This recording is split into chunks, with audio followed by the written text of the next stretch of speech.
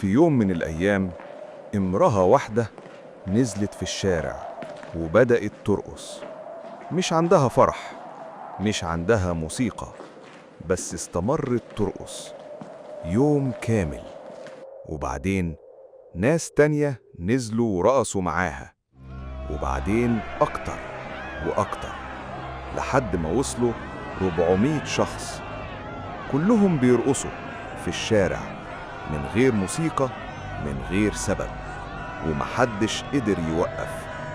ده مش فيلم رعب، ده حصل بالفعل في مدينة ستراسبورغ سنة 1518، وسموه وباء الرقص.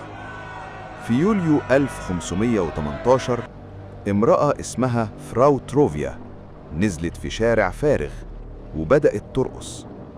مش دقيقة، مش ساعة، رقصت يومين كاملين من غير ما تقف. الجيران اتجمعوا، وبدلاً من إنهم يوقفوها بدأوا يرقصوا معاها. الأطباء جم وقالوا الحل إنهم يكملوا الرقص عشان الدم يتحرك. فالحكومة بنت لهم مسرح وجابت لهم موسيقيين عشان يكملوا الرقص.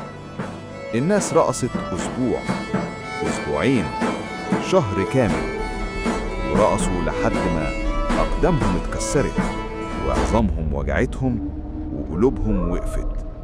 بعض الناس رقصوا لحد ما ماتوا. في شهر واحد مات أكتر من 100 شخص من الإرهاق والرقص. والغريب إنهم ما كانوش قادرين يوقفوا حتى لو عايزين، كأن جسمهم بيتحرك لوحده. بعد شهر فجأة الكل وقف، مش عارفين ليه بدأوا، مش عارفين ليه وقفوا. العلماء لحد النهاردة مش متفقين على السبب. في بيقولوا هستيريا جماعية، في بيقولوا سم في القمح، وفي بيقولوا حاجة تانية خالص. بس اللي متأكدين منه إنه في 1518 مدينة كاملة رقصت لحد الموت، ومحدش عرف ليه.